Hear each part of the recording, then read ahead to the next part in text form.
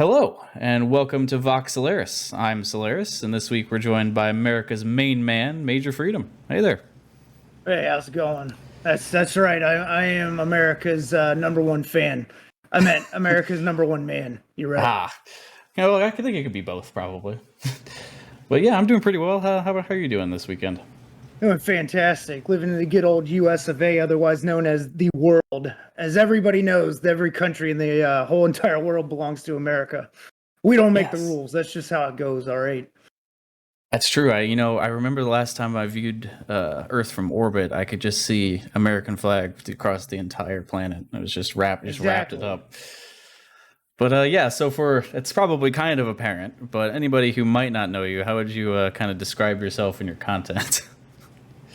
I am a virtual Vtuber, not by choice, you see. I'm actually from the 1980s. I come from a long line of mercenary groups. You might have heard of us, the Freedom Crew. We're pretty well known. I'm pretty sure everybody's aware of us.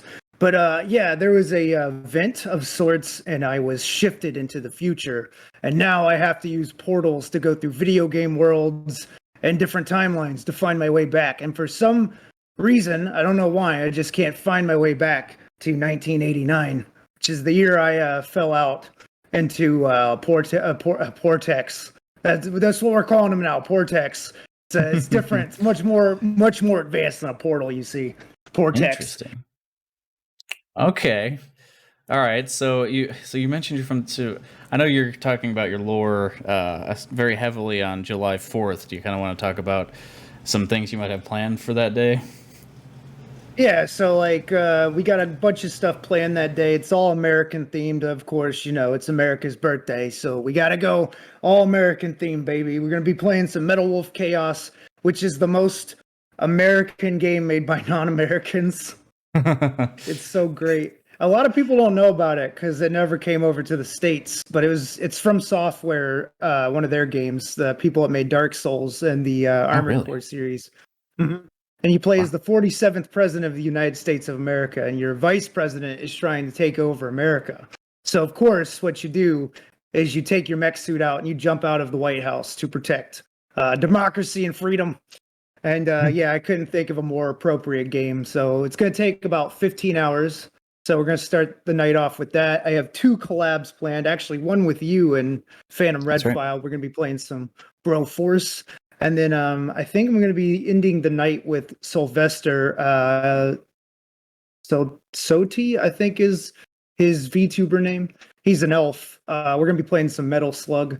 Oh, and I have a revenge match against Lychee Chan. We're going to be playing a Tekken match because that'll probably come up in conversation regarding the Ara Ara redeem.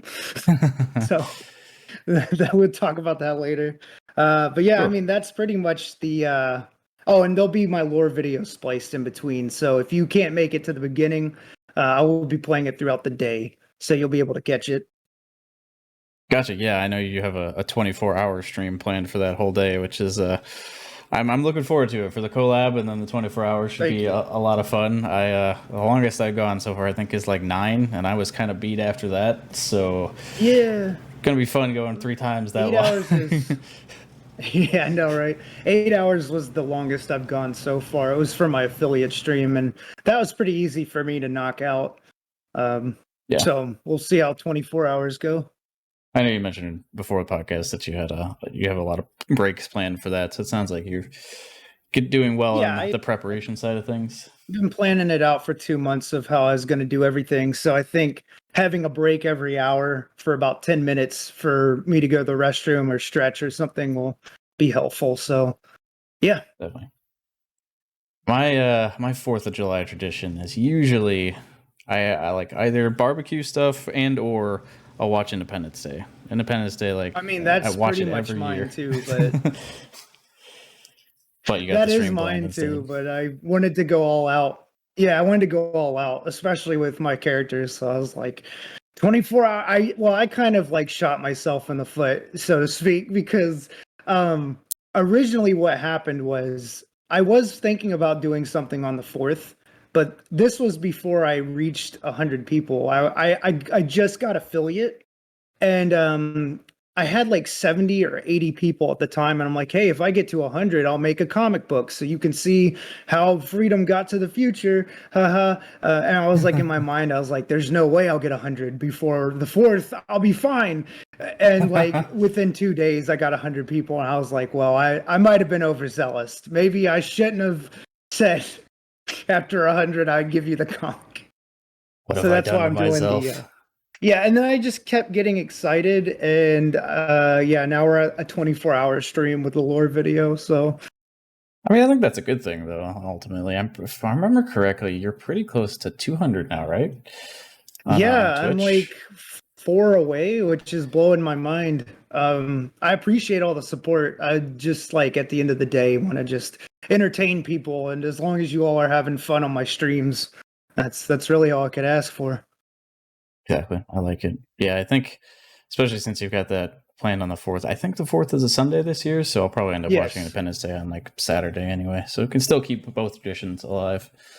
hell You yeah. mentioned, so you're talking a little bit about some games you were playing. What games have you been? I've noticed you've been playing a lot of more retro games lately. Could you talk about some of the ones you're playing now? Uh, so I figured I don't. Yeah, yeah. Sorry. No worries. Are you talking about just for stream or in general? Because like right Oh, now, both. I mean, my whole focus. Okay, yeah, I can touch up on both. So with being a VTuber, I don't really have a set schedule. I tried doing a schedule at first, but it didn't work for me. So I figured doing variety stuff. So I do just about a lot of things. It's a lot I do. Um, and the games, it's just I kind of play whatever I feel like. But PlayStation 2's kind of been the big thing right now. Is I've been playing a lot of PlayStation 2 games. So I guess that's kind of what I've been playing lately. yeah, it makes sense. Like every time I hop on a Discord, I feel like I see you on PSCX2. I think is the name of the emulator. Yeah. Yeah, it's the PlayStation 2 one. Yeah, I know you've been playing. It was like Haunted something. Like I can't remember the name of the Oh, game you're those playing. so yeah, those are actually called the Haunted PS1 demo discs.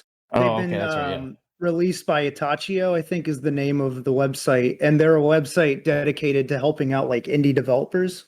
So they do a lot of charities where like they did a charity this past year where you could buy 10,000 video games, and I think the proceeds went to BLM. I Mhm. believe that's what it was.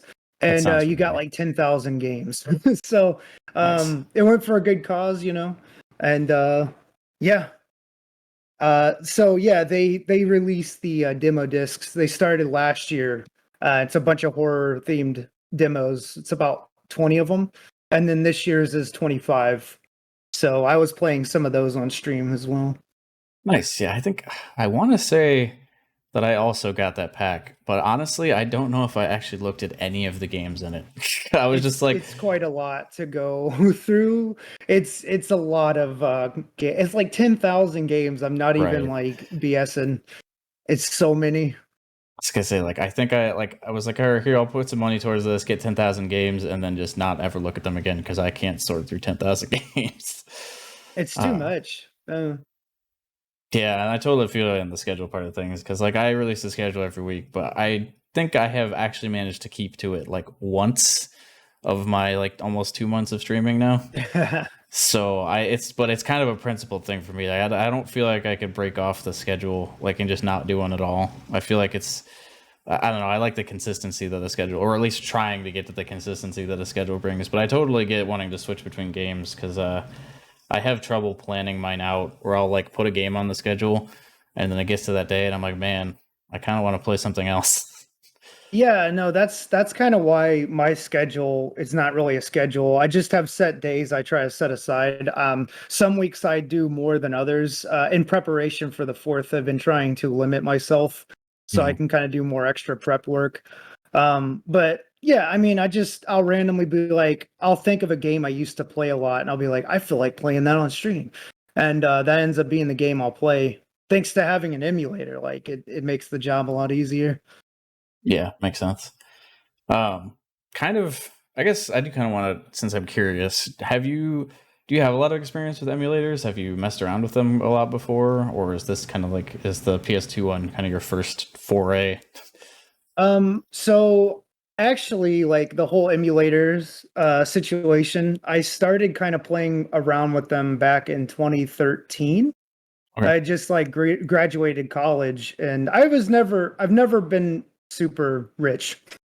So I always got hand-me-downs of stuff, but I never had anything powerful enough to run anything. And one of the games I always wanted to play in high school was Mugen. I don't know if you're familiar with that. It sounds familiar, but I don't actually Um, know much about it. Yeah, it's a fighting game engine that you can take literally any fighting game you can think of, like Marvel versus Capcom or like Street Fighter, and you can take people will actually like take the characters files from those games and you can have those characters in your own fighting engine. So I started learning how to kind of play around in Mugen, and then that led me down going into like working with emulators. But it wasn't until about 2016 or 2017 I really started kind of messing around with them. But it involves a lot of watching tutorials on YouTube because I'm not smart enough to go off and like I would rather have somebody explain it to me versus like reading it because I feel like there's so many things in emulators you can mess up that you might not realize what you're doing. So actually watching somebody do it for you and explain it, you can kind of follow the steps that way. So yeah, I wouldn't say I'm vastly knowledgeable in them, but I know of them and I can get them set up. That's pretty much my knowledge.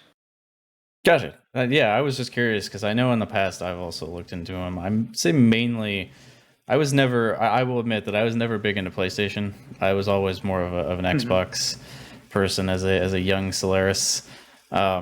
And so the main two Yeah, emulators that I've Xbox been has looking some at really good games though. are uh, are the Xbox emulation and also Nintendo because it's fun to be able to play some of the older Pokemon games since I no longer have a game boy or any of that stuff lying around. But Yeah, I got an N64 one, PS1, PS2, GameCube, and PSP, and I think a nice. Game Boy. Yeah, Yeah, makes I sense. have a bunch. I need a Yeah, lot of content. I mean that's good to be able to archive them that way. I know the Xbox ones. Part of the reason I brought it up is just because I feel like the Xbox ones are kind of lagging behind.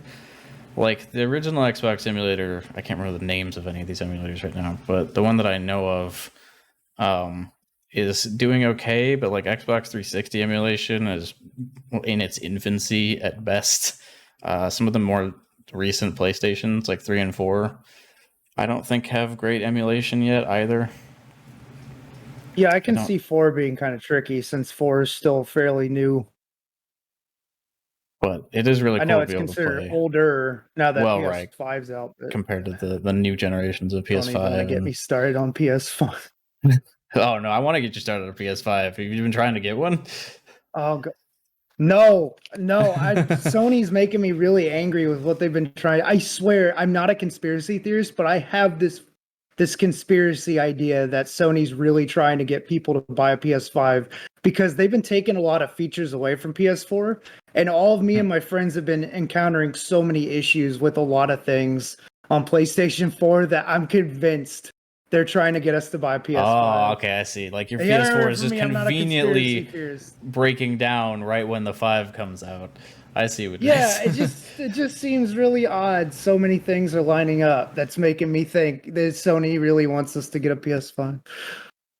Gotcha. I mean, I like there is a such thing as I think it's called like planned obsolescence or something like that, where like Mhm. companies do purposely make things break down just to make you go buy the new one. I Yeah, mean, I don't know if I knew it. I'm gonna accuse PlayStation of doing that, but I think like some phone companies have been accused of that in the past. I'll do it for you. You ain't gotta worry. I'll accuse them. I don't care. Like I said, I'm not big into PlayStation, so I guess I could accuse them. It wouldn't really make any difference on me. I don't play very many PlayStation games. But that said, they do have a lot of games I've been interested in lately, like the Final Fantasy remake. Yeah, that was pretty fun. I played the demo of that. Nice. Yeah, I think at this most recent E3 they started talking about part 2 of it. I don't know what it's called, but Final Fantasy 7 remake part 2, you know, up there with one of the Yeah, I longer saw titles that's coming ever. out. um, Yeah. but yeah, Xbox was always my thing, and then I kind of switched over to PC fairly recently. Hmm. So I guess Same. this isn't this is a somewhat of a segue, but kind of just related to gaming in general. Is there a favorite game that you've played recently? I know you were talking about Roller Coaster Tycoon 2 recently. I'm not gonna say it's your favorite game, but I Oh, know it's it's a up there. classic. It's one of them, but I tend to like go back and play Beautiful Joe a lot on my streams. I remember I've that. played Yeah, that game like 5 times now, but it is one of my favorite games of all time. And I'm probably going to be playing it again like next week. nice. I'm not even gonna lie. Just one I always go back to. It's because I've seen you play it. You're actually watching your stream. I think was the first time that I saw it. I think you're playing like Beautiful Joe 2 or something like that. But that's an interesting idea, having a game that like maybe it's a game that even though you've already beaten it all the way through on stream, you keep going back and doing it again just to see new people's reactions to it. Because like that could be interesting. Mhm. Admittedly, I don't know too much about Beautiful Joe, and for people listening, they might not know anything about it. Do you want to kind of talk about it a little bit? Yeah, Capcom keeps putting it on the back burner. We're never getting 3. I made it my Unfortunate. life mission to go to Capcom and tell them to make the new Beautiful Joe 3. So we've got a I mean, Sony yeah, it's conspiracy just and a about Capcom conspiracy. it's not Capcom. They keep putting them in fighting games and collab games, but they won't give them a third. No, I mean it's just like it's a play off of like Super Sentai, like Power Rangers. You Mhm. just play as a guy who's a movie fan, gets sucked into a movie, his girlfriend gets kidnapped, and you got to become a superhero. But you're like in the world of movies, so like your powers are movie based. Like you can slow down time, like in the Matrix, or speed it up. But they're called like special effects, so you can like and then like every time you use them, you see like little movie I forget what they're called, but like the clips going by Oh, the the thing screen where it every like time you comes in and activate your power. snaps at the like beginning, Yeah, or yeah, what are those things it's called? escaping my head for some reason, but I Like can't. scene markers or something. Yeah, yeah, I know what you're talking about though. Yeah, so it's just one of my because stylistically and like it's made by the guy who made Devil May Cry, which oh by the way, he Hideki Kamiya will block you on Twitter if you don't follow his rules. So he's made it a point of interest to just block just about anybody that comes Perfect. at him. And I have a real Twitter and I have like Major's Twitter. Hmm. And he's blocked me on my real Twitter, but he hasn't blocked Major yet. So I'm waiting Ah, to see when I get blocked by gotta get that Hideki badge of again. honor. Yeah, I have to. It's an honor to be blocked by him, but I'm just curious how long before he blocks me again. Yeah, that's pretty funny. There are a good number of people on Twitter like that, I feel like. And being made by Capcom and a Japanese producer, Beautiful Joe also has a lot of Japanese influences from what I remember. The Yeah, bits that it's I like watched. an amalgamation of different like movies that I mean there's clear references to like a bunch of movies, famous movies you'd recognize if you've played it. But yeah, it's heavily steeped in like Japanese Sentai, so it's really awesome. Right. So related to your favorite games, is there a favorite bit of content that you've been putting out lately? Like just favorite stream or maybe favorite collab possibly? I don't want you to throw anybody under the bus necessarily, but but Every collab I've done so far has been a great very time. I diplomatic would answer. say, well, I mean it. Like Yeah, no, everybody I I've was had on just so poking far fun. has been really fun. I know. But everybody's been super fun to have on, and it's just a good time. It's just hanging out with a bunch of cool people. I would say probably it came from the silver screen um, streams I do, which are where we like just watch movie trailers and make fun of them, like Mystery Science Theater style. It's kind of based off what Lodo Malik does, but it's not entirely exactly what he does. So, because I don't want to feel like I'm stepping on anyone's like feet when I do streams. I Right. don't try to outshine anybody. But I'm actually a pretty big movie buff, so doing those are pretty fun. They're an occasional thing I do, but they're always great fun. Nice. Well, okay. So again, I don't want to step on anybody's toes either. So if you guys follow Lodo, go check out his work and see all the movie stuff. But I am kind of curious what you might say. Like Mhm. you said you're a big movie buff. You just talk quickly about favorite movies that I know you talked a bit about those on that collab. Oh yeah, with Loda. Well, the thing was, we did like what movies inspired Major because I thought it would Right. be more appropriate. Those weren't necessarily like my most favorite movies, but they were movies I really enjoyed. Um, yeah, I mean, like my top five is probably Old Boy, which is the Korean one, not the remake. That remake was garbage. That's pretty standard. Trainspotting, Phantom of the Paradise, Pulp Fiction, and probably I guess like maybe Wild Zero would probably be. But if we're talking major, Independence Day, Independence Day, Independence Day, Independence Day, Perfect. Sounds about right. and Old Yeller. Just another classic. Okay, it's an old classic. That's pretty funny. Yeah, like from your actual list, I think I've only actually ever seen like 2 of those movies. I need Yeah, to. I mean, I have a Letterboxd I use, which is a website where you can join it and be a movie reviewer, and you can add movies to like a watch list. So it's like a long grocery list of movies you can watch at a later time. And I've seen about 2,000 films within my lifespan in total. Jeez. But that also includes like documentaries and TV shows, because I know sometimes people don't include documentaries as movies, but they are. So I'd say it's maybe closer to like 1,926 films. No, it's just Actual it's not films. quite 2000. I'm not quite there. Take out the TV shows. But yeah, you're actually I'm glad that you brought that up because you're actually the one that introduced me to Letterboxd. I didn't know about it. It's great. Years ago I used Mal, my anime list, for tracking anime, and then I switched over to AniList relatively recently, within like the past couple of years. And I'd always been thinking, because for people that don't know, AniList and Mal, they track the anime that you've watched, and you can put plan to watch, and it's basically the same thing as what Major is describing for Letterboxd. But I've been constantly thinking, like, man, it'd be great if there was a version of this for TV and movies and more Western film and stuff. And then he mentioned Letterboxd, and I was like, holy crap, this does exist, and I just couldn't find it. Like, Letterboxd also does animes too. Like I think they have anime shows on there that you can just put down anything that's media related that you can watch, I think, but it's more catered to movies. Right. So I have a ton on my watch list that I'm still wanting to watch. Oh yeah, well, it's my Annie list is like I've watched, maybe a couple, maybe like 100 to 200 anime or something like that, and my plan to watch list is probably somewhere around 1,000. I don't know the actual numbers, but it's just like my plan to watch list is constantly growing, and my actually watched list is not growing at all. Yeah. I mean, it starts adding up, so I can totally understand that. But I guess since we're kind of on the topic of anime, do you have a favorite anime? Has there been anime that you've watched recently that you really liked? Or Hands Fist of down. the North Star? Nice. Okay. Didn't even have to think about it. You have to ask me. There's new one that I just found called Citus, Roman Fighter. Because like I'm really into Roman history, and like I was talking with a friend the other day about how I don't think there's like any animes based on the Roman Empire. And then I just found this one that came out in April of this year. So I'm planning on watching that one.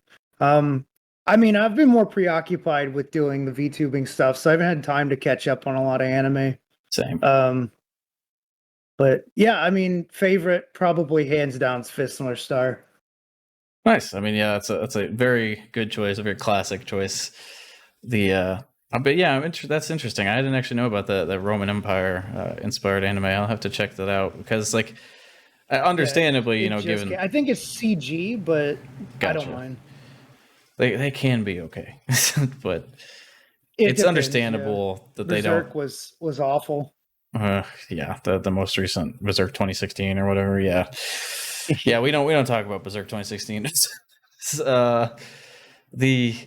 It's kind of understandable that they don't talk too much about Western history with Japanese anime because like there's like a million anime covering variations of the Sengoku period. The Japanese effectively civil war back in like 1200. I don't remember the exact years. Yeah. Well, I mean, yeah, it makes sense because it would probably be more steeped in their culture and history. But you can find just about anything Oh in the yeah. form of an anime. Because I think, well, there's Vinland Saga, which is like a little bit after the fall of Rome, going into like the Anglo-Saxon period, which was really good, which is like about Vikings. Uh, and then like you got like Berserk, which is like medieval. And I mean, there's just about anything you could think of. But yeah, I Yeah. know like Citus is yeah, I'm gonna check that one out. Yeah, that does sound really interesting. Well, and the reason I brought it up was because I do feel like when you do get those takes, like Japanese anime takes on more Western history, it's very interesting because, like you're saying, you get the stuff like Berserk. There was Vinland Saga is another very, very good anime. There was another one I was thinking Yeah, of, yeah, but I lost it. But oh well, I was actually a game I was thinking of. It's not an anime. It's probably, have you ever heard or played the game Bladestorm or Bladestorm Nightmare? yeah. It's I've played it.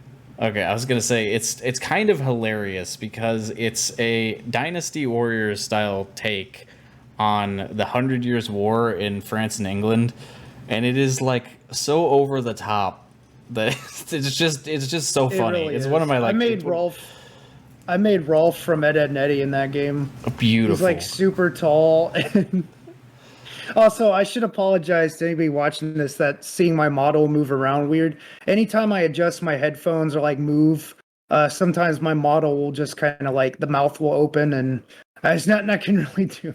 Because I've been taking sips of water. I've noticed my model is like doing crazy poses. Ah, So that's so kind of okay. what's going on with that. Yeah. Yeah, but the audio, like I do want to improve the visuals and stuff, but the audio is kind of the important part with this talking. I could probably make mine like yeah, I'm gonna say I can make myself zoom way out if I like mess with it. I need to remember to turn off the x-axis stuff in Oh, VTube Studio, but that's okay. It's a little behind the scenes VTubing problems. Oh man, yeah. but I guess kind of bringing it back around to where we started this conversation. So, other than a lot of the work you've been putting into with Fourth of July, do you have any other future plans that you'd like to talk about? Types of content that you want to do, that kind of stuff. I plan on sleeping a lot after the fourth stream. That's probably my big future plan right now. We're just gonna play it by ear for now. I'm gonna be doing a lot more collabs. I'm probably gonna be taking it easy in July because I have some IRL stuff I need to take care of.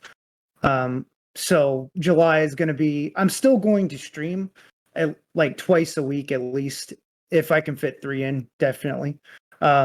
But I mean, yeah, we'll see how it goes. I really enjoy being the character, and I've had a lot of fun being VTubers and like hanging out with a lot of people. So I definitely see myself doing this for a couple more years. I don't really know Nice. where it's going to go because I never really got into this with the idea of making it a full-time thing. I was just more of a hobby. I was like, I saw some friends jumping in and trying it out, and I was like, well, you know what? Let me give it a shot. Well, it started off with streaming specifically because I didn't think I Mm-hmm. was going to get a model. And then I had a friend offer to make me a model, and I was like, well, I guess I'll give it a try. So here I am. Nice. I mean, yeah, there's nothing wrong with that. I think there's a lot of people that go and do it as a hobby because, like, I mean, I will be honest and say it'd be great if I could do this full time, but I don't ever Same. have that expectation, you know? Because, like, I feel like that's Mhm. just setting yourself up for disappointment if you have the expectation going in, like, hey, Yeah. I feel like a lot of people need a hard truth about it. It's not like you can't do this as a full-time thing, but you got to have a good mindset going into it because that's what I did because I knew this was like a part-time thing I'm doing and I wanted to have fun with it. And I won't lie, like seeing your numbers, like if you're not having a whole lot of people chat with you, it can be kind of disheartening because I know I work better off of people chatting, so I can kind of like play off of stuff. But you should go in with a mindset of I'm not going to get famous yet, but I need to work at it. So like learning how to talk to yourself is really good. Like I make a joke of if I don't have anybody in my chat, I usually will comment on everything I'm doing, but I make a joke out of it. So if I'm laughing, usually people jump in and I'll start making jokes and I find that works for me. So it's all yeah. about finding what works for you. But I think that's a truth everybody needs is like some people get lucky, like maybe out of like 100 out of one out of 100 chance you might just blow up because of a tweet somebody retweets, and you get like a million likes and it boosts you. But like 99% of the time, you're going to be a lot like us, and you're going to have to start small. But you work your way up. It's all about repetition. So the more you keep up with it, it'll work out. Yeah, exactly. And I mean, the other thing is, like, even if you do somehow get that one in a million, exposure shot with Twitter or whatever, you still have to keep people around after that. Because, like, sure, that might get a bunch of people looking at you, but if you don't have good content, or have a rough personality, they're all gonna just move on to the next biggest thing. So, like, it's definitely there's definitely a good amount of luck involved for a lot of these things, but there's also a lot of work and skill that has to be built up behind all that. I mean, even the Hololive members, I don't know about all of them, obviously, but I know at least a lot of the EN branch before, like, I think a lot of them quit their second jobs, but when they first started out, they were all working, or a lot of them were working other jobs. Like, they weren't really sure where streaming was going to go for them, and like, so that they all had other things to do. Streaming was just a part-time thing. Now, a lot of them obviously worked out very well, and it's very lucrative for them now, so I think a lot of them are focusing more on streaming. But originally, like, when you first start out, you shouldn't put everything into streaming unless, you're in a fortunate position to be able to do that. Yeah, you need a backup plan. As I know a lot of people hate when you bring that up.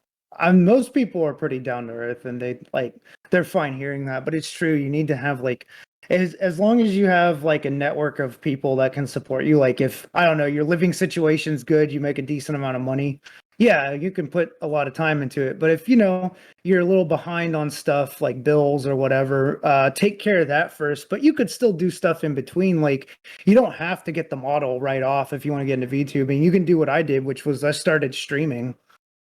But I had a network of friends. Luckily, I had a friend that works with Vroid, and they were like, "I'll make your model," and I was like, "All right." So I got lucky with that aspect, but I would have still worked at it. Like, if I didn't have the model, I would have kept doing like just streaming, but I would have probably made like a PNG, just so somebody could look at. Because I feel like people that don't have a PNG, a model, or show their face, it's going to be a lot harder, because sometimes people want something to look at that's reacting to whatever's on screen, even if it doesn't have a face that moves like a PNG. Not that you can't be entertaining and not have not show yourself streaming, like if you don't have anything and you're just talking over your gameplay. But I feel like people that actually show something have a better chance of getting more people, and it's a little harder if you don't, because it was a little difficult for me in the beginning. But the more I did it, I got more people steadily. And then getting the model, like, it just kind of blew up. So it just kind of depends. Also, yeah, like Solaris is saying, it does come down to your personality. 100% of the time, people can come mainly for you. Maybe your gameplay is a big thing too. People are going to be looking for like games they're interested in, want to see people play them. But what you do with the gameplay, how you comment on it and all that, that's what people are really coming for. Yeah, I think overall I agree with a lot of that. Like, you can't, like, I think my biggest thing is, if you're interested in streaming, there's a certain point where you do need to just do it. Like, just start streaming. Like, you might not be amazing right off the bat, but there's a lot of experience you can get just streaming. And so, like, even if you can't have a model or a PNG, or like you can only stream gameplay, at least in that sense you can practice talking to yourself, like we were saying before, where you're constantly commenting on what's going on in the game. And but that said, Major's also right in the sense that, like, unless your gameplay is like, if you're playing a competitive game, unless you're like, one of the best players in the world or something, or like one of the only people playing that game, people don't all usually come for the gameplay. In my experience anyway, at least from what I've seen for most people. So, yeah, like, being able to... Yeah, I mean, that's kind of what drew me to watching more VTubers. Yeah, like, just the personality and all the different... like, I mean, that's probably one of my favorite things about VTubing, is just seeing all the different things that people come up with, not in terms of their content, well, partly in terms of their content, but also in terms of just their personalities and, like, personas. Yeah, definitely. One of my favorites, so like out of all the big streamers, like out of V Shoujo and stuff, Zentreya is probably my favorite. Nice. Because of how crazy those streams get. Like, when she has the gecko model wearing the banana, like, I was like, "What do you come up with that stuff?" So like bigger streamers, that's somebody I look up to because that's kind of where I want my streams to kind of go. Not in the same direction because you're not going to be Zentreya, you're not Right. going to be anybody else because everybody's unique and they have something to bring to the table. So you got to find your own voice and your own like persona, as it were. But it ends up working out if you just keep at it and you plan things out. Take your time with it. People rush into things, but taking your time to figure stuff out is the best thing. Nice. Yeah, I like that. Oh no, he ran away. Oh, now he's back. Oh yeah, sorry. I had an animal whining. I had to make sure they were okay. You can't. I didn't give you permission to leave. No, I'm just kidding. But yeah, related to that, I think I would get along pretty well with Zen just because she seems to be very into space and sci-fi. I know she was really pumped on Mass Effect, which I am as well, and she's been playing a lot of Halo recently with Fruit and Haruka. But so I guess kind of related to just the personality talk is what or who kind of inspired Major Freedom? Because I would not have ever thought of 80s action hero coming there's into a funny VTubing. story behind Major Freedom. So I originally made a Twitch to support a lot of friends that started getting into VTubing, and people that are streaming and stuff. And my because originally I wasn't going to do anything. This was back in like the beginning of February when I made it to like late January. So when I made my official Twitch page. Originally I was called Captain Freedom.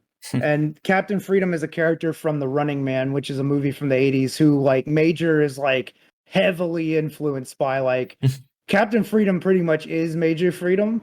A little bit of differences. But I had like the icon was the same person, everything. And then like my one friend was like, give streaming a try, and kind of nudged me into trying it. And so I did.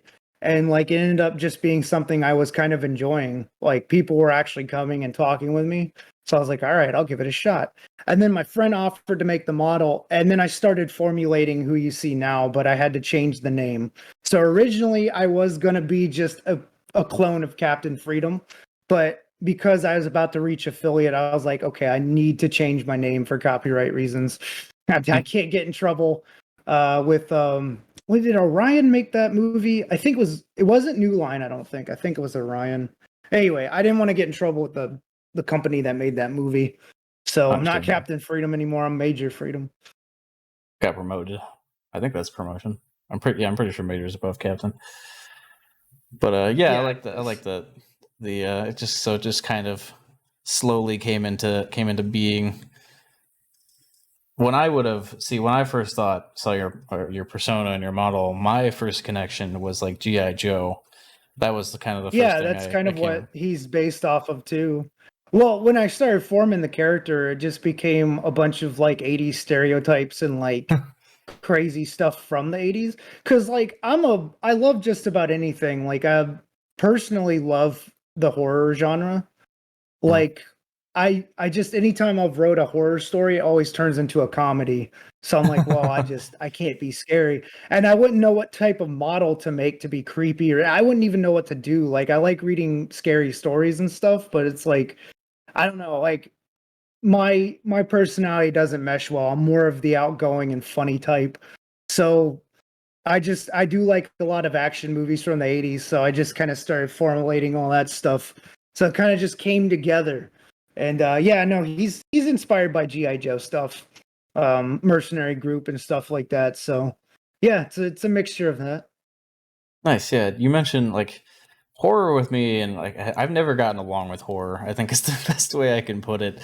Like it's not so much that I dislike it, but it's just I don't usually have fun with it. But I do remember years ago, trying to think like some of my first horror experiences, and it would be like I remember there was this book series called like Scary Stories You Tell in the Dark or something like that. Or yes, one of my I have the collection nice, in my library. I was like, I think there were like 2 volumes of it. I don't know, there might be more now, but I think at the time I had like 2 volumes of it.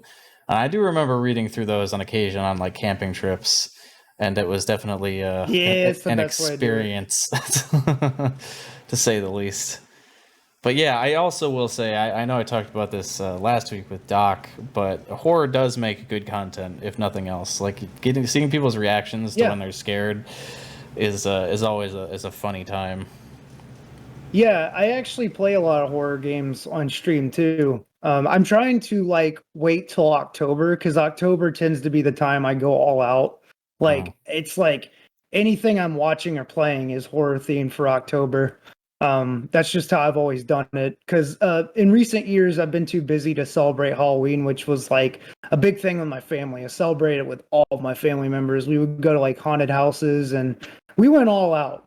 But you nice. know, you get older, you can't do all that stuff because your family gets busy too. So what I do to kind of keep the spirit is I just like it's all horror themed, whatever I'm doing. So movies, games, that's about it. I can't really go to. There's a place by where I live called Netherworld I go to occasionally, but don't ever go on Halloween. They're jam packed. Go on like an off day during Understandable. October or like the first week of November, since like Day of the Dead celebrated down here where I live too. Hmm. Interesting. Yeah, it's funny that you bring that up because it reminded me of. So is NetherRealm like a haunted house kind of place, or is it just like Yeah, a it's haunted house place. Hmm. gotcha? Like I always so kind of related. I guess I had two thoughts. The first thought is that yeah, my family was kind of the same in the sense that we'd always. Uh, my family really likes to decorate. I guess is the best way to put it. So like Halloween, Yeah, Christmas, there's always decorations, and like I haven't picked up on that as much at my place, same. but I do still think it's kind of fun. Like I always, this might be a controversial statement, but I always have candy corn out during Halloween or during October. Blasphemous. No, And I'm I kidding. I like know, candy well, it's corn. more Come just at me. like I'll fight I know there's anybody. quite a few people out there that don't like candy corn. I'll fight you. I don't care. I love candy corn. So like I Come always at have me. candy corn out. It's open offer. These hands are ready to eat for everybody. Come on. Perfect. I Candy like it. corn's good. I don't care what anybody says. Like it's some of the only candy I really have these days because like I don't like candy corn and Reese's like the two main things that I eat that are sweet. Mm. But the other thing related to Halloween and October, that kind of stuff, is that like I actually prevent myself from going to haunted houses specifically because of the fact that so when you know like everybody's got the fight or flight response, right? And I kind of tend Mm. towards fight. So Are if you gonna something fight scares everybody that me, jumps out at you? I like want to hit it. So I just No, don't I put mean myself in that that's a good situation. response. Like I Yeah. don't like I've never hit anybody at a haunted house. I want to make that clear, but I just don't want to be put in a situation where I might do that. So No, totally. That's totally fine. I understand that. I just that's kind of jump. I don't have that reaction. I just kind of jump. yeah. Like I mean, usually the times that I have gone, like I said, I haven't actually hit anybody. I just jump as well. But it's just I'm always like worried that something's gonna take me so off guard Mm. and be like right in close proximity that I'm gonna hit it. um, Yeah, I totally get you on that. Nothing wrong with that. It's just funny that I haven't thought about that in a long time, so it's funny that you ended up bringing that up, especially since it's not even close to October yet. Well, I guess it's kind of getting close, but we Halloween is all year round, still got plenty of stuff in between Fourth of except July, 4th of July. All right. Halloween is all year round except 4th of July. except for Fourth of The one July. day Halloween's not here. All right. Perfect. Man, is there? Let's see. Are there any big holidays between Fourth of July and Halloween? August, September, at least not in the U.S. that I Late know of. Labor Day. I guess Labor Day. I only know that because August leading into Right. no, it's leading It's in into September. September. I think Mm. it's in I September. only know that because of Dragon Con because I go there every year. Nice. And they always it's like a 5-day anime. Well, it's not it's sci-fi convention, but they've been more lenient about anime in the past few years. It used to be strictly sci-fi, but it's just a celebration of anything like sci-fi or anything having to do with like nerd culture, really. And goes on 5 days and it ends on Labor Day. That's cool that you know that. Well, I guess that's actually an interesting topic of conversation is cons, especially since the past year. It's kind of totally changed con culture. What kind of you mentioned Dragon Con? Are there any other cons that you like to go to? Used to go to AWA, probably going to go this year again. And MomoCon. That was about the only ones I go to every year. So Gotcha. MomoCon got canceled again this year, which obviously because COVID's still a big thing. I don't know Right. if I know YouTube's weary of that. Am I allowed to say that?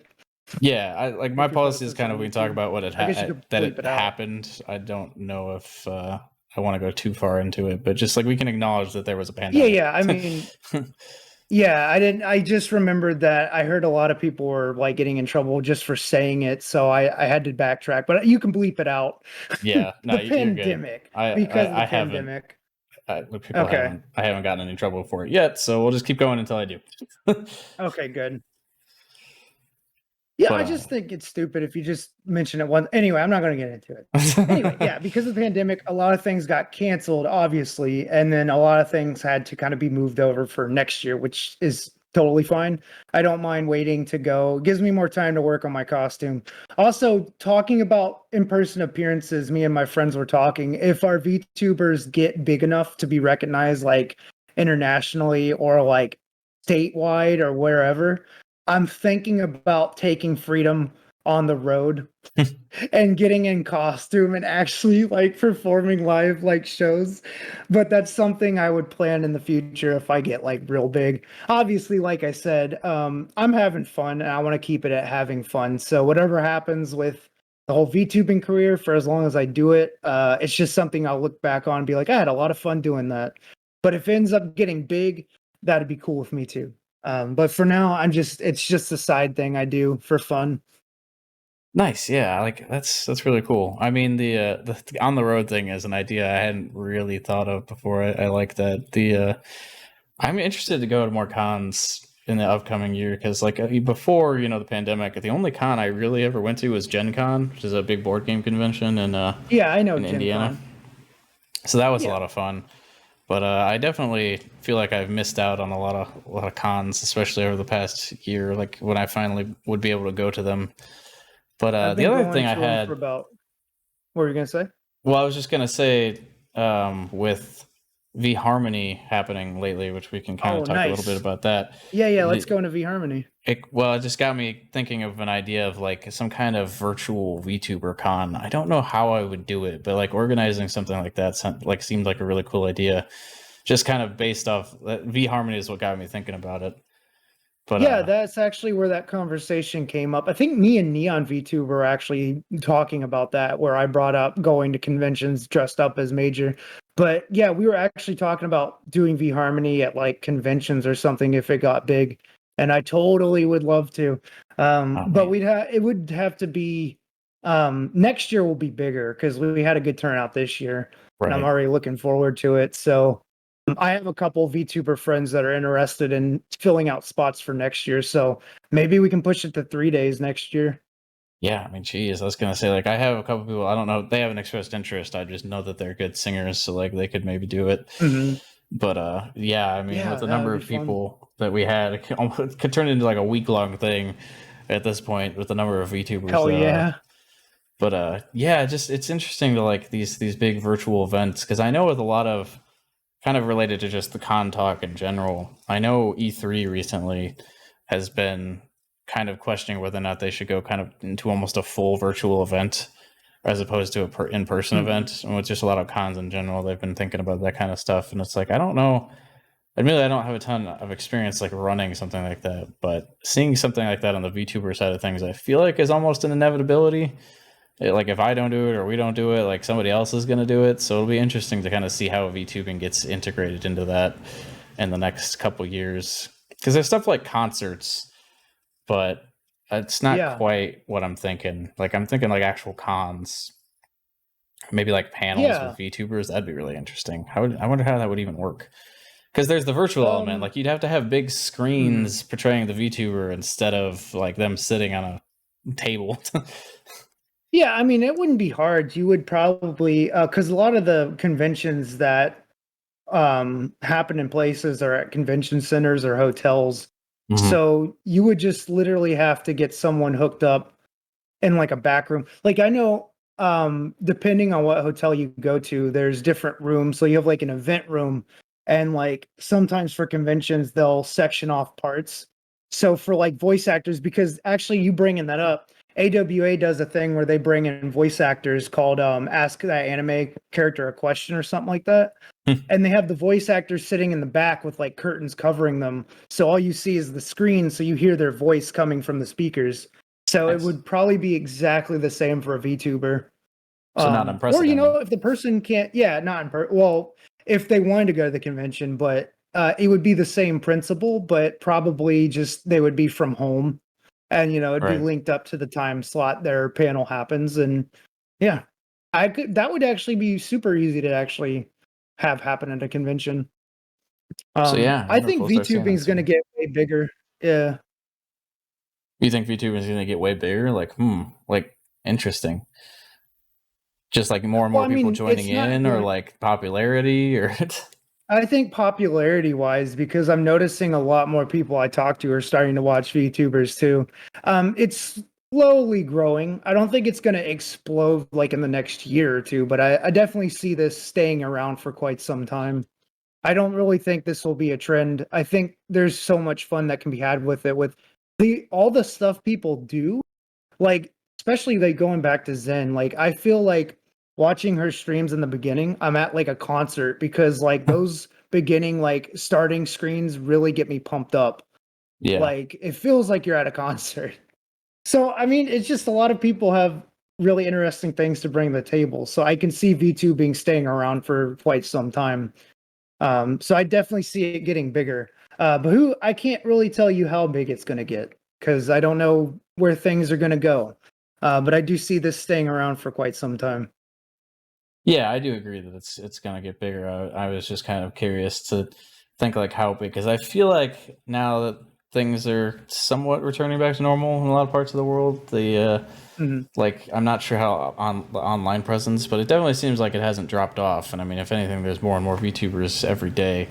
So yeah, I Yeah. guess I do agree in the sense that I'll be interested to see how VTubing kind of gets integrated into more mainstream culture, because like while it is a massive industry or a growing industry at this point, it is kind of interesting to think that VTubing isn't actually as mainstream as it might seem to us, like in the community. Like there's Yeah, still that's a what I lot was of like. people that It's. Mhm. go ahead. Well, I was just gonna say that's why I said it's definitely not gonna blow up like in the next year or two. Because Yeah. I do realize it's not like super mainstream, but I just with how much I see it growing each day, more people pop up, and like I see consistent streams, like consistent people watching VTubers like every day. But yeah, you did bring up a good point with life returning back to kind of some normalcy. We'll just have to see how it goes. Yeah, I mean, if nothing else, I'm excited. Like you said, I'm also not, going into this with the expectations of being huge, but like I don't even know how somebody would cosplay Solaris. Would they just walk around in a big ball suit? To like, Yeah, probably. I but think it yes, could be done. I've seen a lot of you go to Dragon Con one time and you'll see just about anything under the sun, no pun intended. There's a lot of interesting cosplays, a lot of things you couldn't think people would pull off going to Dragon Con. yeah, I like it. I mean, cosplaying is one of those things that like I've always been interested in, but never really gotten into myself.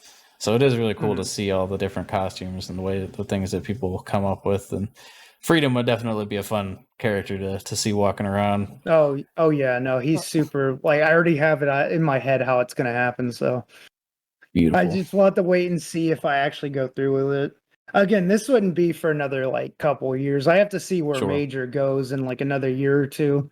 But I do plan on doing this like in my spare time. As long as my work is consistent, I'll be doing this for well, really just as long as I feel like doing it. I don't really have a set plan, like I said. Just having fun. I guess until like it becomes too much to handle or something, I'd have to pass off the torch. But for now, I'm just gonna keep doing it. Sounds like a plan. And so what I'm hearing is I'll be looking forward to that Major Freedom Dragon Con appearance. Yeah, it's gonna happen. Don't worry. It's definitely gonna happen. Beautiful. All right. Well, so kind of related to just VTuber trends in general and the VTuber like trajectory. I'm curious what your opinion on is on like the Aras and the High Honey, and what is the current VTuber trend? I don't even know if is there a new one. Hi Honey was the last one. I can't really think of the newest one. Um, it doesn't bother me. I wanted to be the contrarian and do the anti one, which on my channel you pay like a point, and I just tell you I'm not going to say it. But somebody found a loophole where I have name your sound effect, and you can pay me to say anything, and somebody paid me to say that. So yeah, kind of didn't think that one through. So I'm kind of stuck. And then also I played Tekken with a friend as another VTuber by the name of Lychee Chan, who's a really good friend of mine. Amazing VTuber, puts in a lot of work. I'm like really impressed with their stuff. They've been coming back. But before they came back like a week ago, we were playing off stream and we made a bet. And I was like, all right, well, if I win, you have to make a Freedom Crew sound off. And if she won, she wanted me to do like an ara specifically for her. She won, so now it's on my channel. So anytime somebody spins the true ara, I have to say ara Lychee sama. Don't ever. The moral of the story is don't ever make bets because it's a possibility you're gonna lose. Don't ever, I was gonna say, don't ever make bets that you can't win, or that you are likely to win, likely to lose. Oh, that's true. Yeah, you could. Yeah, make never bets make that a you know bet you're gonna win. You won't win. Yeah. Exactly. I like that. Yeah, it's just funny because I know. Yeah, I mean, like it's a joke. Like obviously, you have to take risks with your life. Right. Yeah. Well, it's just funny because I know you were. Should I say pumped about the anti-redeems, and then like within the day that you released them, they were already broken. Not just a day; it was within 10 minutes. Because within that stream. Yeah, within the same stream, I was like, I can't believe it. That's pretty funny. But yeah, I guess I did kind of want to talk a little bit about how you've come up with your redeems, because you have a lot of good ones with the the different sound effects and the follower alerts and all that kind of stuff you've got going on with your theme. Yeah, well, obviously it has to be American themed, so I tried to keep most of them American themed. I'm trying to think of some specific redeems. I guess the one that comes to mind that I think I haven't seen really anybody else do is the PSA redeem.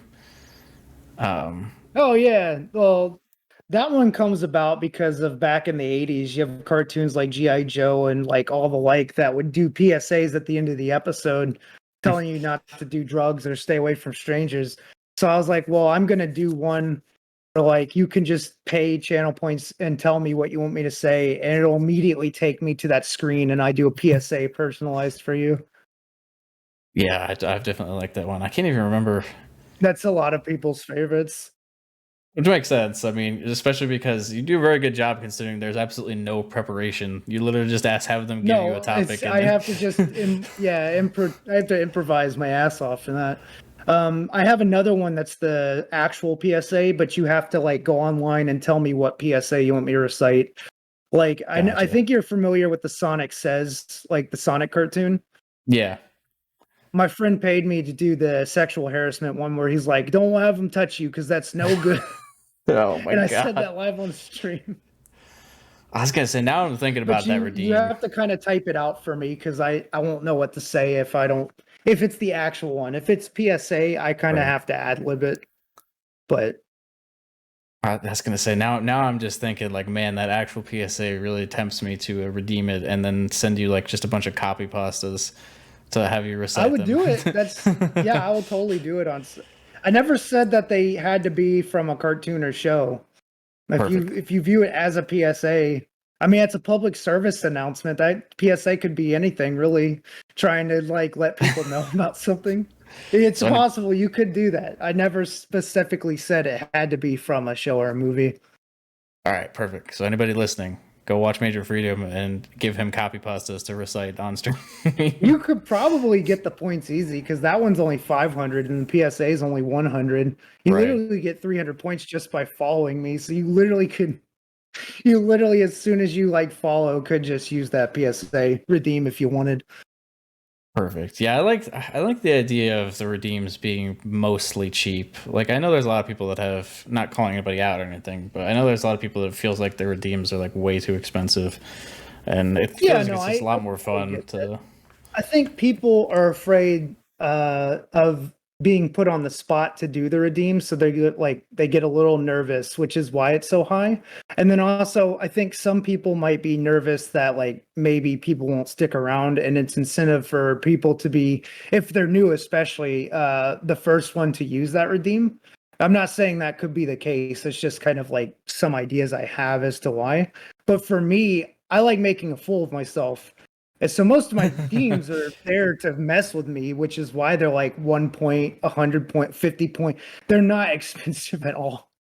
Yeah, Which is why I did. But there's a cooldown because some of them really will mess me up. So, but I like making a fool of myself. And, if it brings people a laugh or two, that's why they're so cheap. Encouraging people to do something you already enjoy in the first place. I like it. Yeah, and like to be fair to people that have relatively expensive redeems, there certainly are reasons to do it, especially for the larger streamers, because they can't have people redeeming something constantly. If I get on that level, those redeems are going to be expensive, but for now, because I'm small. Yeah, because they don't get redeemed that often. But if you have something where you get redeemed to the point of like it derails your entire stream, that could certainly be a problem. Yeah, definitely. So related to the PSA, and we've talked about it a little bit before, but do you have like a favorite a cartoon inspiration, or there's obviously G.I. Joe. I'm thinking 80's cartoons, but it could be like 90's cartoons or others as well. Mr. T, the Hulk Hogan cartoon. Oh, man. Really any cartoon that had like a wrestler or somebody.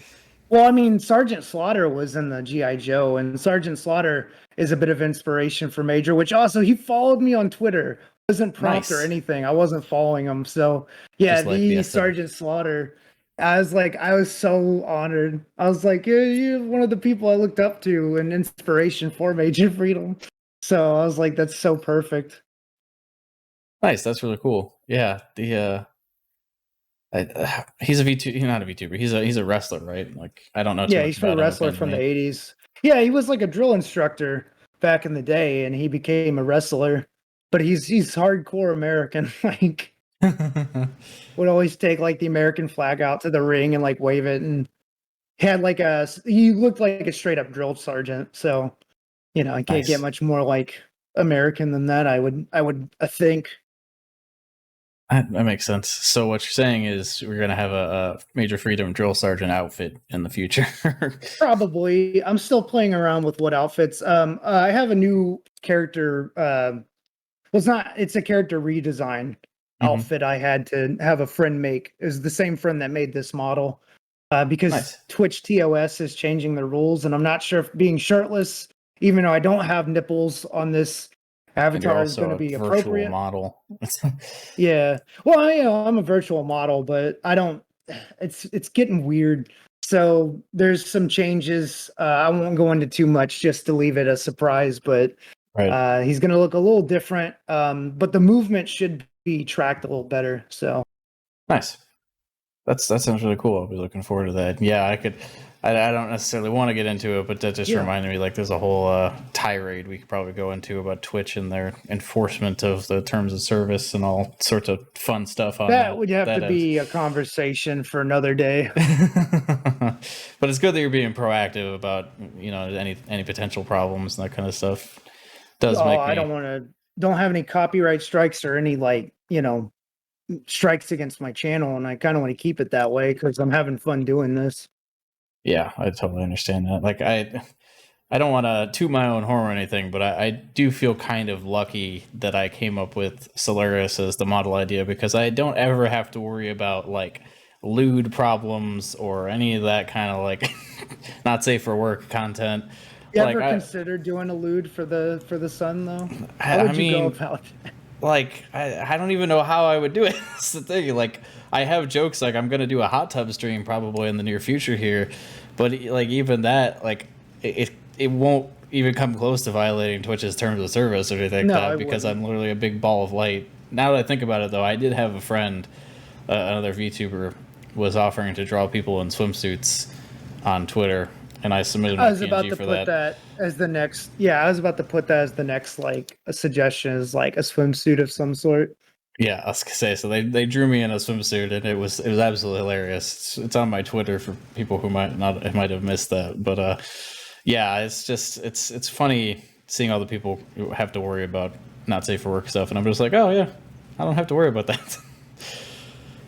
But Yeah, I mean that's definitely a good thing. so I guess kind of moving on to just America stereotypical stuff. We were talking about drill sergeants. I'm kind of curious how into sports you are, because you've got the classic American stereotypes of baseball, apple pie, freedom. Yeah, well, apple pie is amazing. Well, IRL, not really into sports at all, but I've been playing some baseball games again, and I used to actually really enjoy baseball. So that one's super American. So I mean, it was invented in America, uh, but it's one of the only sports I feel like I've always been able to understand the rules in, because football took me forever to kind of understand. It's not a super hard sport to get behind, but there's so many rules and like plays and how, like baseball, you hit the ball, you run, don't get hit by the ball. When somebody catches it, that's it. Like that's really the only rule.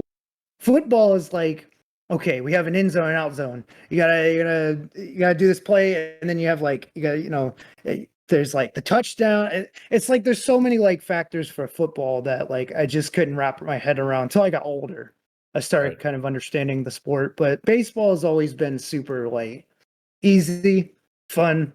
So yeah, I'm getting kind of slowly back into baseball. Nice. Do you have a favorite team? Are you willing to throw that out there? I feel like part of me has to say the Reds because I'm originally from Ohio. Okay. So I just because part of me that's a big childhood was going to the Reds games. So I have a lot of Nice. fond memories. So I would have to say probably the Cincinnati Reds. Yeah, I see. We talked about this a little bit before the podcast, but like I have trouble watching baseball games on TV, at least by myself these days. Like going to the game is a lot of fun. I do really like that activity, like especially with family. I think going to baseball games is a lot of fun. But as far as watching it on Yeah. TV, I just can't follow it very well anymore. It's just so boring. Well, I think it would be better if they just had a standard shot of the whole like field zoomed up at a good spot. I hate when they like flash between like the pitcher and then like the actual baseball play. I wish it would just be a static shot of like the whole thing. Like when you So go to a game, you're so you already can in the see the stands, whole. like essentially. Yeah, like you're in the stands. I would prefer that as long as it's Interesting. big enough so I can see like where the ball's being hit. I don't know how you would be able. I guess you'd have to just get a seat like close up in the front. Because yeah, I feel you on that. I always had trouble watching it because I didn't like when going between the pitcher, going between the batter, and then like I'd rather see the whole thing happening because my eye will be focused on one thing after the other, and it's easier for me to track what's going on. Interesting. That's not really a thought I've ever had before. I think for me, it's just like the amount of waiting there is in between like an activity in There baseball. is a lot of waiting. Because Yeah, like you're saying that's with the what I always camera, said. go ahead. No, you can keep going. Well, I was just saying, like you were saying with the camera going back and forth between the pitcher and the catcher, it's just like it keeps doing that, and there's nothing happening. Like they're doing sign. I mean, I know that they're doing signs and they're watching for people stealing bases and all sorts of stuff is actually happening, but like for the most part, those are very minute movements. It's kind of just three guys standing there waiting, waiting for them to throw the Yeah, ball. for real. I was gonna say like my parents' work used to get us good seats, and there would be like a lot of food where we were at because we would get like the special like room they would rent out. It was an occasional thing. I didn't do it all the time, Mhm. but it was like a buffet essentially, and like we were like up at the top, and you know, I was with a bunch of other kids at the time because I was really young, so it's like we'd Right. go between watching the game, and then you'd eat food and hang out. So yeah, that's I have fond memories of that stuff. Yeah, I think I've been fortunate. If I remember correctly, I was in the booth like once in my life. I was many years ago, so I don't remember it that well. But it's Mhm. definitely it's a fun experience up there. Like you said, there's basically a buffet, and you've got nice Yeah, spaced out seats, so you're not really crammed together. And but that's the thing. It's like when you actually go to a game, kind of in those dull moments where you're yeah, waiting for the next pitch, everything, you can talk to the person next to you. There's other things going on to kind of fill that gap in time. yeah. Um, Exactly.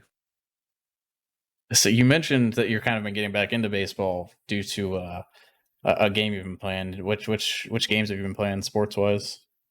It was the original Neo Geo, like Baseball Stars 2. Wow. But yeah, old school. I did that for my Memorial Day stream. I was like, it has to be super American. I can't think of a more American sport. Like football comes to mind, but like Right. baseball is just they're not lying when they say it's America's pastime. We've been Yeah. playing baseball since the 1800s. Like, come on. Baseball and apple Like pie. it's Those are always the two big ones. baseball, apple pie, the two most American things I could think of. But yeah, baseball stars too because I had fun playing it, and I'm like, yeah, I remember enjoying watching baseball. I haven't watched an actual baseball game. Funny enough, before I did that stream, I went to my parents to pick some stuff up, and they were watching a documentary on the history of baseball. So Nice. it's like, it all comes full circle. This was planned. It's another conspiracy. It was fun. Well, this one wasn't a conspiracy. That's Yeah, just no. a coincidence, but As I think the throwback baseball game I can think of is probably Backyard Baseball. It's like one of the backyard first baseball ones I was a lot of played. fun. I Yeah, wonder if same that's here. even still playable on like PC these days or anything, because like I don't know. I haven't seen it, since like 20 years since whenever Backyard Baseball came out. But those backyard games, there's baseball, I think football, a couple The others. the dodgeball one was one of my favorites. Oh man, I forgot about that one. Yeah, I had that and the baseball one. Those are the only ones I owned. Those are one of the first games I can remember where you could like create a character and put them in the game. All right, I'm pulling up Steam now. You can see if we can find it. But yeah, those are definitely. I have fond memories of those games. I haven't played them in a long No, it's not time. on Steam. Well, now I'm like determined. Find an I emulator had to for skip. I can't work on my panels tonight because I'm like really behind on like time. it. But tonight we're gonna look up backyard. Anyway, on to No, it's fine. I like that. That got you fired up too. It's fun to talk to people about those kind of games because I know a lot of people had those in their childhood. now. What a hit with nostalgia. But are there any other sports games you've been playing lately? Or is it just mainly I play a lot of like old school stuff. So like there's one I like called Speedball, which I know like I found out there was a controversy with the name because apparently that was the name for heroin here in the States, and I didn't know that. So it was like Hyperball, but the actual name is Speedball, and it's based off of the movie Rollerball from the 70s. But it's like a future version of like baseball, football, and like rugby. I know rugby and football are kind of the same, but like the rules are kind of but it's a top down where you control your team and you get points for beating the other players up and like throwing the metal ball at them to like injure them. That one's nice. a lot of fun. Can see and the then appeal. I've been playing some wrestling games and yeah, that's pretty much the only sports games I can really think of. Gotcha. I was just curious because I know I used to be, not so much these days, but I used to play a lot of NBA 2K. And one of the things I feel like those games did really well that I didn't see a lot of other sports games do was they actually had like kind of a career story mode that was like based around your created character. So it was kind of like a mix of an RPG and a sports game. And I haven't seen a ton of other games do that very well, and I really liked that aspect of it because, like, I'm not really into the NBA at all. Really, I like basketball, but I'm kind of more into college basketball. But just those games, just the story aspect and the RPG elements of those games were really cool. And from what a friend has told me, I haven't gotten a chance to play it. The most recent MLB The Show games that have come out have a similar mode. And so I've been wanting to play those and kind of get back into baseball through the the RPG elements of the game. Gotcha. Yeah, that's people who like sports and say they don't like RPGs are liars. Well, I think it was a different take because like I totally get like a lot of the sports games are kind of made for not, I don't mean this insultingly, but kind of for like the casual gamer that just wants to sit down and dick around in football or basketball or whatever, and then put the game down. But I play a lot of games more for the story aspects of it rather than like the competitive stuff. So I really liked the RPG modes. Then you've got, stuff like FIFA and FIFA Ultimate Team, and that's a whole like different. Like I never really got into that kind of stuff. I was always more into the career modes and dynasty modes of the old Madden games. Build up a team. So you're like a fantasy football player. Funnily enough, I've never actually gotten really into fantasy leagues, but in a sense, yes, I was fantasy leagues in the games. But Yeah, I gotcha. managed to avoid the draw of fantasy sports so far. We'll see. I could feel the pull with each passing year. Were you able to find backyard baseball? No, but I could probably find a ROM of it or something. It's hard I for was me to just find curious. ROMs of like PC games. Yeah, it's easy for ROMs for like console games, but it's been really hard for me to find actual ROMs of like old PC games. I Yeah. got lucky thanks to VV getting 3D Movie Maker, Oh or yeah, I it's remember no, you it's talking about that. not 3D Movie Maker. Yeah, 3D I Movie think I think that Maker. was right. Yeah, I was gonna say that sounds right. Yeah. I was thinking Windows Movie Maker is what I was saying for Oh, some reason, but gotcha. yeah, Vivadet helped me get that on my computer, which was great. So when I Nice. have free time, I'm going back and making a stupid 3D movie. Yeah, I was gonna say, like, I remember you guys talking about that a while back. I never really got in. I never experienced that, but I've seen people play around in it. It looks like a lot of fun. I'm trying to Yeah, I think. did. My school had it, and like I never got to play it again because my family never owned a PC until like we didn't get one until like 2002. So it was quite some time, and then I wrecked it, Rip. and we got another one like 2 years later.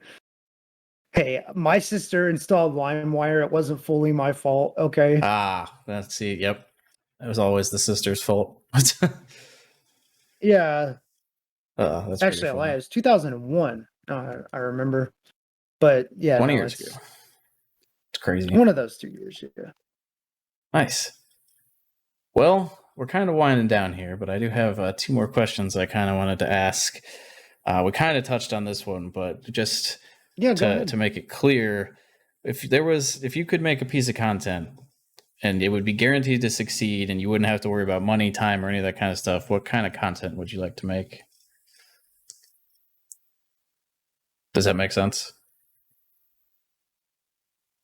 Um, so are you talking about any aspect within my VTubing content or just content in general? Oh, well, it could be either one. I was thinking more VTubing, but you can whichever you'd like. Like for example, let's say out of nowhere you wanted to be a rock star musician, like that, something like that. Oh, yeah, I used to do videos for YouTube that didn't go anywhere, and that's kind of why I'm in VTubing now. Oh, yeah, that's kind of another reason I was looking at different venues because I was like, I've always wanted to do stuff that can entertain and have fun doing it. Hmm. And I used to have fun making videos, but I hated editing because it took forever. Um, Right. Yeah, that totally makes so sense. realistically, career-wise, making movies. But if we're Okay. talking VTubing, yeah, I totally would go with VTubing if I didn't have to worry about time or money. I would be pushing out content every single day. And in fact, because I'm a variety, I would be doing random stuff. Like I would do something that's similar to like a variety show where it's like a talk show. Not like what you and Neon do. Hmm. More like kind of like in the vein of like trying to think of a good example of this type of maybe more of a skit show is what I would do with the Like VTubing thing. It'd be skits. it's just like Saturday Like Night I would Live make kind of stuff. puppets. Yeah, Saturday. Yeah, it would be exactly like Mad TV or Saturday Night Live with Major Freedom. Nice. Um, yeah, I would just do a bunch of crazy stuff because I still plan on doing a bunch of crazy stuff with Freedom. Right. So, yeah, to answer your question, realistically, career-wise, if time and money wasn't a factor, movie making. That's really cool. If I can have, but I'm loving VTubing, so if I could, I would just make VTubing my thing because it's less time consuming. Yeah, making movies is definitely a lot of work. Maybe you'll be able to find some way to kind of combine the two down the line. Yeah, I VTuber mean, movies. VTubing's been my way to go to make content. This is essentially what I wanted to do with my videos anyway. Right. So this kind of just worked out. Nice. I like that. All right. Well, and then the last little thing, always the last question, is if you could leave our audience here with one thing, what would that be? Um, every country in the world belongs to America. Perfect. Good night. All right. I'm just But kidding. but no. I was gonna really just say, like, if you are thinking about getting to VTubing, do it, but please go in with the mindset of I'm gonna have fun and I'm not getting big yet, because I'm seeing a lot of people pop up that are getting discouraged because they're not moving like how they want to move. But the thing is, you got to realize it's going to take work and time. So for the time being, have fun, and it gives you time to figure out what you really want to do with your avatar. Or if you want to stream, it gives you time to figure out what you want to do with streaming. So please just have that mindset, and I think it'll make your job a million times easier. And I think that's the most important lesson I can part with people. Nice. Yeah, I like that. I think that can apply in a lot of ways to other things too, not even just VTubing. Not just VTubing. All right. Well, thank you very much for stopping by, Major. I Yeah, I hope had you have a fun. good one. Thank you for having me on. Yeah, Of you course. too. Thanks.